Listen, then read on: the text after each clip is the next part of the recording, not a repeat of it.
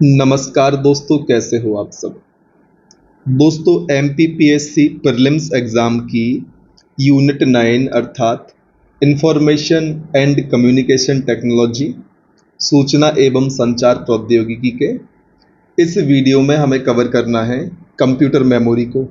हालांकि दोस्तों, मैं अपने स्तर पर इस टॉपिक को एक बार कंप्लीट करा चुका हूं, किंतु भूलवश उस समय वीडियो रिकॉर्डर ऑन नहीं हो पाया था। मैंने शुरुआत से लेकर अंत तक इस चैप्टर को एक बार कंप्लीट करा दिया है, बस उसकी रिकॉर्डिंग नहीं हो पाई थी। मैंने जय हिंद वंदे मातरम बोल दिया, इसके बाद ध्यान दिया तो ऊपर रिकॉर्डिंग ऑन नहीं थी, जिस कारण से मुझे इस टॉपिक को फिर से एक बार कवर करना पड़ रहा है। तो दोस्तों, बने रहें इसी प्रकार से, लगातार सपोर्ट करें, हम आपके लिए लगातार प्रयासरत हैं। तो दोस्तों, मेमोरी को हमें 3 भागों में बांट के देखना है। प्राथमिक मेमोरी, प्राइमरी मेमोरी, द्वितीयक मेमोरी, सेकेंडरी मेमोरी और कैश मेमोरी, जिसे इंग्लिश में भी कैश मेमोरी कहा जाता है। सबसे पहले हम बात करेंगे कंप्यूटर मेमोरी की। दोस्तों, कंप्यूटर में वह स्थान जहां डाटा, सूचना, प्रोग्राम आदि को अस्थायी और स्थायी, ध्यान रखें दोस्तों, स्थायी और अस्थायी समय के लिए स्टोर किया जाता है, उसे मेमोरी कहते हैं। यहाँ से आपको कौन सी 2 बातें समझ में आती हैं। मेमोरी में दोस्तों डाटा के लिए स्थायी और अस्थायी दोनों प्रकार से स्टोर किया जाता है। कंप्यूटर मेमोरी मनुष्य के मस्तिष्क की तरह काम करती है, और दोस्तों जब मेमोरी डाटा को कुछ समय के लिए या कम समय के लिए स्टोर करती है तो उसे अस्थायी मेमोरी कहा जाता है। और अस्थायी मेमोरी में दोस्तों रैम को शामिल किया जाता है। इसी प्रकार से जब मेमोरी डाटा को अधिक समय के लिए स्टोर करती है तो उसे स्थायी मेमोरी कहते हैं, और स्थायी मेमोरी में दोस्तों रोम को शामिल किया जाता है। उम्मीद है इतनी चीज़ें क्लियर होंगी। रैम का फुल फॉर्म होता है दोस्तों रैंडम एक्सेस मेमोरी, और रोम का फुल फॉर्म होता है रीड ओनली मेमोरी। उम्मीद है इतनी चीज़ें क्लियर होंगी। आपको फुल फॉर्म भी बहुत आवश्यक रूप से ध्यान रखने हैं। पीएससी एग्ज़ाम में, स्पेशली एमपीपीएससी के एग्ज़ाम में फुल फॉर्म से अक्सर प्रश्नों को देखने को मिला है, तो आप फुल फॉर्म पर अपनी नज़र बनाए रखें। दोस्तों, मेमोरी को हम सामान्यतया 3 भागों में विभाजित करते हैं, जिसकी चर्चा हमने ऑलरेडी कर ली है, जिसमें शामिल है प्राथमिक मेमोरी, द्वितीयक मेमोरी और कैश मेमोरी। दोस्तों, प्राथमिक मेमोरी को हम आंतरिक या इंटरनल मेमोरी, अर्धचालक या सेमीकंडक्टर मेमोरी या मुख्य या मेन मेमोरी के नाम से भी जानते हैं।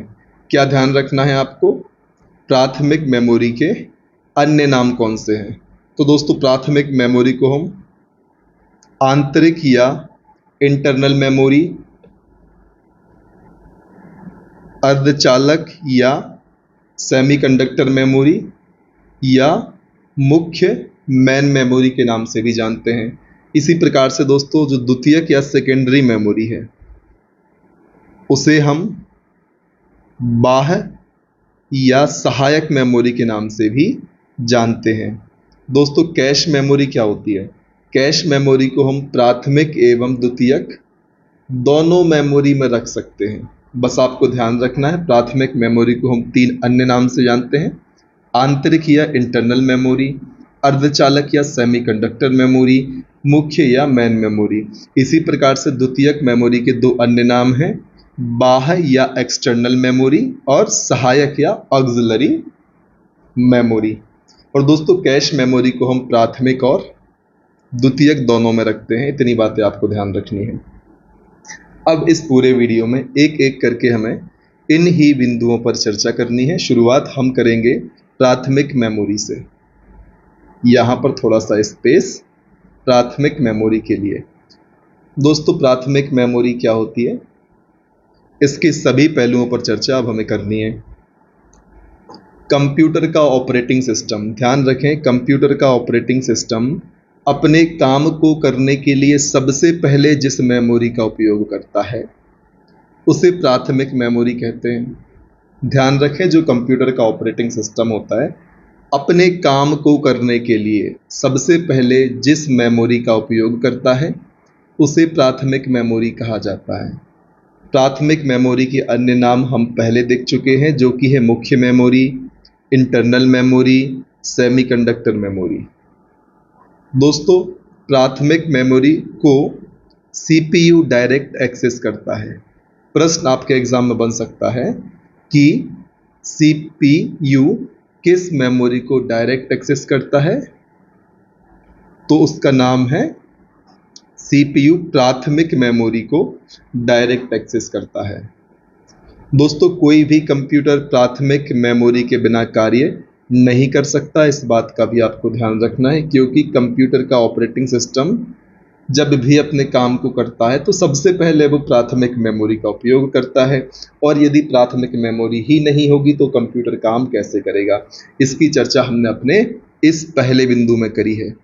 इस बात का आपको ध्यान रखना है। कई बार एग्जाम में फैक्चुअल क्वेश्चन नहीं आते, कॉन्सेप्चुअल क्वेश्चन आते हैं, तो आपको इन बातों का भी ध्यान रखना है। अब हम बात करेंगे, प्राथमिक मेमोरी को हम दो भागों में बांटते हैं। एक होती है दोस्तों रैम और एक होती है रोम। दोस्तों, रैम जो होती है वो होती है अस्थायी मेमोरी, और जो रोम होती है वो होती है स्थायी। इसी प्रकार से दोस्तों यहाँ पर मेमोरी को बांटा गया है, प्राथमिक मेमोरी को दो भागों में बांटा गया है, वॉलेटाइल मेमोरी और नॉन वॉलेटाइल। वॉलेटाइल को हिंदी में कहते हैं अस्थायी।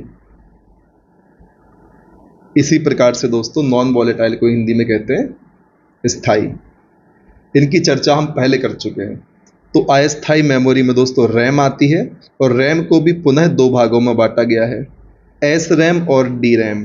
दोस्तों, एस रैम का फुल फॉर्म होता है स्टैटिक रैंडम एक्सेस मेमोरी, और डी रैम का फुल फॉर्म होता है dynamic random access memory.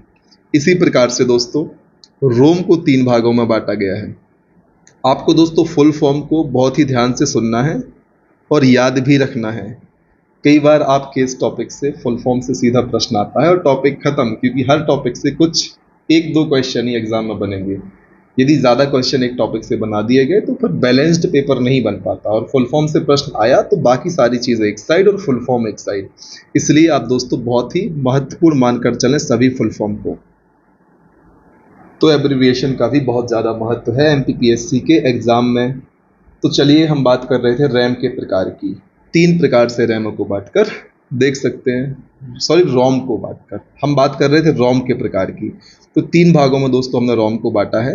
RAM को हमने दो भागों में बांटा था, स्टैटिक रैम और डायनेमिक रैम। दोस्तों रोम के तीन भाग कौन से हैं? पी रोम, ईपी रोम और ईईपी रोम। दोस्तों पी रोम का फुल फॉर्म है programmable read only memory. EPROM का फुल फॉर्म है erasable programmable read only memory, और ईईपी रोम का फुल फॉर्म है electronically erasable programmable read only memory. एक बार फिर से सुने, पी रोम का फुल फॉर्म है programmable read only memory, EPROM का फुल फॉर्म है erasable programmable read only memory, और ईपी रोम का फुल फॉर्म है electronically erasable programmable read only memory. दोस्तों इनकी चर्चा विस्तार से हमें इस वीडियो में करनी है, तो आपको ज़्यादा परेशान होने की आवश्यकता नहीं है। शुरुआत हम करेंगे रैम से, जिसका फुल फॉर्म होता है रैंडम एक्सेस मेमोरी। दोस्तों कंप्यूटर चलाने के लिए किए जाने वाले सभी कार्य प्रोसेस करने वाली प्राथमिक मेमोरी रैम कहलाती है। आपसे कहा जा रहा है कंप्यूटर चलाने के लिए जितने भी काम किए जाते हैं उन सभी कार्य को प्रोसेस करने वाली जो प्राथमिक मेमोरी होती है उसे रैम कहा जाता है। दोस्तों रैम एक अस्थायी मेमोरी है, इसकी चर्चा तो हम काफ़ी बार कर चुके हैं, और पहली बार रैम को इंटेल कंपनी द्वारा बनाया गया था। दोस्तों ध्यान रखें, रैम को इंटेल कंपनी द्वारा बनाया गया था। इसके पहले जब मैं इस वीडियो को बना रहा था, जब मैंने रिकॉर्डिंग ऑन नहीं की थी, तो उस वीडियो में मैंने आपसे अंत में पूछा था कि मैंने आपको एक बार बताया है कि रैम को सबसे पहले किस कंपनी ने बनाया था। तो दोस्तों ध्यान रखें, रैम को इंटेल ने बनाया था। हो सकता है मैं उसको फिर से रिपीट कर दूंगा और आपको कमेंट बॉक्स में बताना होगा कि पहली बार रैम को किस कंपनी ने बनाया था। तो किसने बनाया था दोस्तों? इंटेल ने बनाया था। इतना आप ध्यान रख लें। फिर बारी आती है दोस्तों, रैम में रीड राइट दोनों ऑप्शन होते हैं, अर्थात इसमें डाटा पढ़ने के साथ साथ लिख भी सकते हैं। क्या याद रखना है आपको? रैम जो होती है उसमें रीड और राइट दोनों ऑप्शन होते हैं। इसमें आप डाटा को पढ़ने के साथ साथ लिख भी सकते हैं। बिजली चले जाने पर या कंप्यूटर के अचानक बंद हो जाने पर, उद्देश्य है कंप्यूटर का बंद होना, उद्देश्य नहीं है दोस्तों, यहाँ पर कंडीशन है। यदि कंप्यूटर अचानक बंद हो जाए तो रैम में लिखा हुआ डाटा नष्ट हो जाता है। फिर चाहे वह आपने खुद कंप्यूटर बंद किया हो, या कंप्यूटर खराब हो गया हो, या बिजली चली गई हो, या कंप्यूटर उठा के किसी ने फेंक दिया हो, किसी भी कारण से कंप्यूटर बंद हो जाएगा तो रैम में जो भी डाटा लिखा होगा वह सारा का सारा नष्ट हो जाएगा, और इसी कारण इसे हम कहते हैं अस्थायी मेमोरी।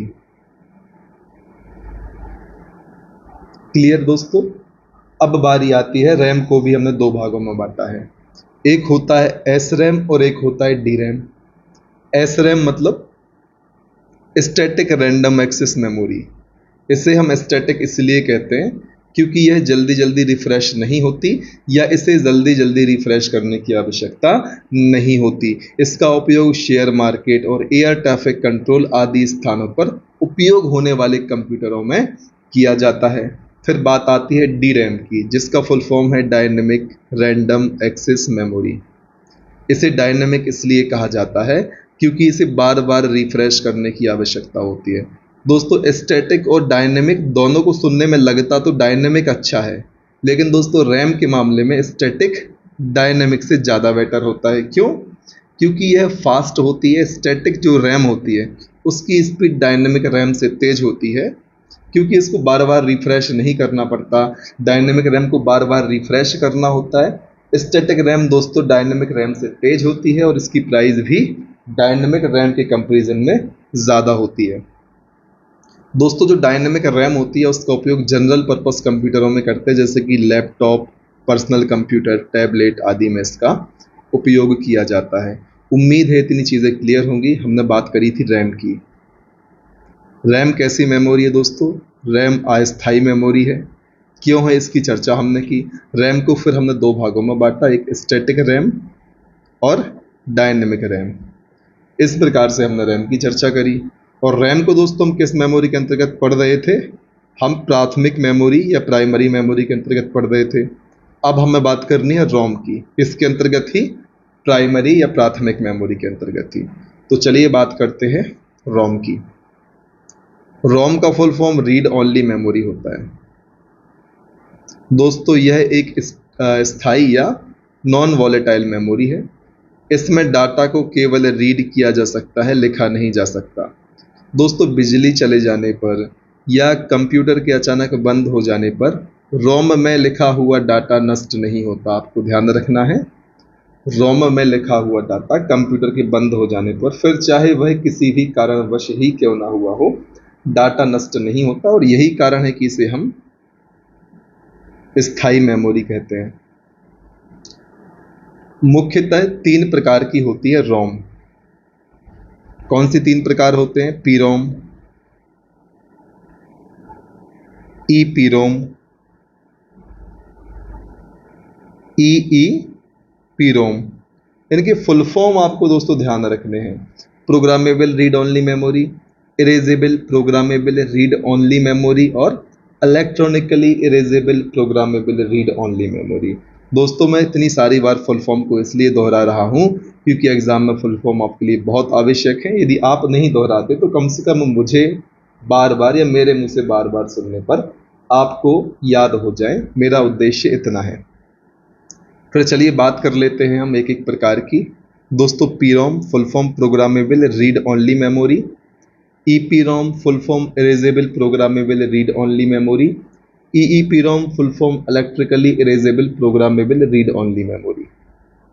अब इनकी विशेषताएं देख लें दोस्तों। जो पीरोम होती है उसमें programmable read only memory full form है। नाम से दिख रहा है प्रोग्राम कर पाओगे, इरेज नहीं कर पाओगे। इसमें एक बार डाटा लिखा जा सकता है लेकिन इरेज या मिटाया नहीं जा सकता। यहाँ पर कहीं आपको इरेज दिख रहा, नहीं दिख रहा, ध्यान रखें। इसलिए कहते हैं फुल फॉर्म याद रखेंगे तो काफ़ी सारी चीज़ें आपको कंप्यूटर जैसे सब्जेक्ट में ऑलरेडी समझ में आ जाएंगी। जैसे कि अब आगे देखें आप, EPROM को फुल फॉर्म है erasable programmable read only memory. तो बेसिक सी बात है, इसमें जो लिखा हुआ डाटा होगा उसे हम किसी भी प्रकार से मिटा पाएंगे। और किस प्रकार से मिटाएंगे? तो अल्ट्रा वायलेट किरणों की सहायता से हम EPROM में डाटा को मिटा सकते हैं। फिर बारी आती है electronically erasable programmable read only memory की। तो इसमें यह भी बता दिया कि किसकी सहायता से डाटा को मिटाया जाएगा, इलेक्ट्रिक सिग्नल की सहायता से। कुछ ही समय में डाटा को हम किस रोम में, EEPROM में हटा सकते हैं। यहाँ पर आपको हिंट मिल गई थी, electrical erasable programmable read only memory, अर्थात इलेक्ट्रिकल सिग्नल के द्वारा आप EEPROM से डाटा को हटा सकते हो। अल्ट्रा वायलेट किरण UV रेस, इनके माध्यम से आप EPROM में डाटा को हटा सकते हो। अब बात आती है दोस्तों उदाहरणों की। PROM का उदाहरण दोस्तों, इसका उपयोग हम करते हैं वीडियो गेम, टॉयस, मेडिकल उपकरण, CRT मशीन आदि में इनका उपयोग होता है। टॉयस का आप एग्जाम्पल जानते होंगे भली भांति, बच्चों वाले खिलौने जो आते हैं, किसी में कुछ ना कुछ चीज़ें ऑलरेडी फीड रहती हैं तो उनको आप मिटा नहीं सकते। एक बार प्रोग्राम कर दिया, टू टू टू टू उनको बजना है या कुछ बोलना है, कोई पर्टिकुलर चीज़ करनी है, उसको आप चेंज नहीं कर सकते। इसे कहते हैं PROM। अब टीवी ट्यूनर कार्ड में दोस्तों EPROM का उपयोग किया जाता है। और दोस्तों digital camera, MP3 player, memory card में हम EEPROM का उपयोग करते हैं अपने फ़ोन में। जो मेमोरी कार्ड में, इन सब चीज़ों में फ़ोन में आप क्या करते हैं, आप डिलीट भी कर देते हैं, फिर से स्टोर कर लेते हैं। तो दोस्तों इन सारी चीज़ों को आप अपने आसपास ही देखने का प्रयत्न करें। इससे क्या होगा, आपकी चीज़ों के प्रति अंडरस्टैंडिंग बढ़ जाएगी। इस प्रकार से हमने बात करी प्राथमिक मेमोरी या प्राइमरी मेमोरी की, जिसमें हमने देखा प्राइमरी मेमोरी को हमने दो भागों में बांटा, स्थायी नॉन वॉलेटाइल और अस्थाई। स्थायी में दोस्तों हमने क्या देखा, रोम को देखा। अस्थाई में हमने बात करी रैम की। दोस्तों रोम के भी तीन भाग अभी हमने जस्ट देखे हैं, PROM, EPROM और EEPROM। इसी प्रकार से दोस्तों रैम के हमने दो भाग देखे थे, स्टैटिक रैम और डायनेमिक रैम। तो दोस्तों इस वीडियो में इतना ही। अगले वीडियो में हमें बात करनी है सेकेंडरी मेमोरी की विस्तार से। तो लगातार बने रहें हमारे साथ। आपको पढ़ाने का तरीका कैसा लगा, चीज़ें समझ आ रही हैं या नहीं, या तरीके को चेंज किया जाए। आपके सुझाव के लिए कमेंट बॉक्स ओपन है, हम आपके सुझाव को आमंत्रित करते हैं। आप अपने सुझाव हमें भेजें ताकि हम, यदि कोई भी आपको कमी लगती है तो उसको हम दूर करने का प्रयत्न करें। तो दोस्तों बने रहें हमारे साथ, हमारा सपोर्ट करें, लगातार मेहनत करें और तब तक ना रुकें जब तक आपको आपकी मंजिल प्राप्त नहीं हो जाती। तो बने रहें हमारे साथ, लगातार मेहनत करें। जय हिंद, वंदे मातरम।